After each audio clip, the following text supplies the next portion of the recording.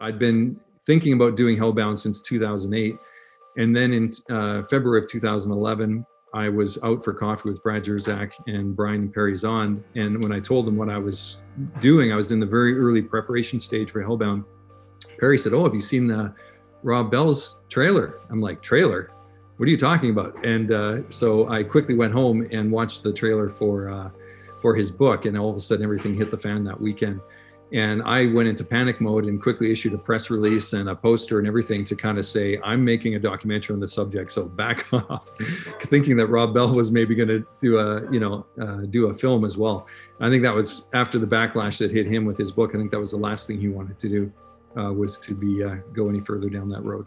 It really had a big impact on the making of Hellbound, because prior to that all coming out, I was actually planning a different approach for the film. But once I realized what Rob did was, his book brought everyone who had a dog in this fight out of the woodwork, either in support of him or against him. So that really helped me set my agenda in terms of how I was going to approach the topic and who I was going to talk to and that sort of thing.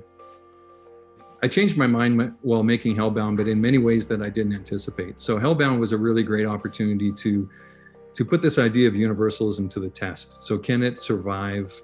Is it not only a possible avenue, a possible belief for Christians to hold, but is it possibly the best belief for Christians to hold in light of the evidence?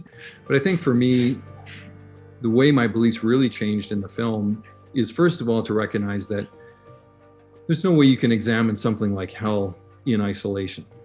Because immediately what's called into question is the character of God. Really, who is God?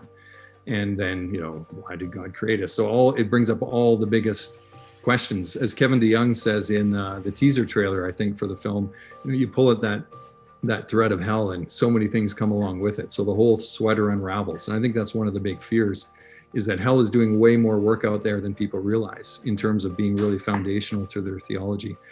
The way that my theology, or my way of thinking about these issues, changed really had to do with violence and its relationship to religion. And really, what is the relationship between religion and violence in terms of how religions evolved? And then what is the relationship of Christianity and early Judaism to other faiths? So the big discovery for me was René Girard and mimetic theory. And that really, if you know anything about that ends up forming the undergirding of the film. And also my subsequent film, JAS USA, I never blatantly come out and talk about René Girard or mimetic theory, but that really is what's informing a lot of my thinking on these topics. When the film came out and we screened it, it was in a theater. We did a Q&A screening in Vancouver. Things really hit the fan. So I definitely, with some people who were close to me who believed in eternal conscious torment, there was definitely, I suddenly became, an object of concern. But by and large, the reaction to the film, I expected a lot more backlash than we got, to be honest. I mean, some of the worst reaction we got was from Christianity Today.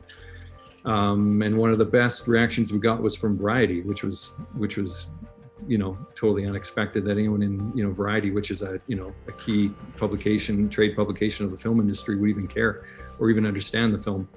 So there definitely was some backlash from conservative people. But I mean, when you go and try and poke at one of the key pillars of their faith, I wouldn't expect anything different.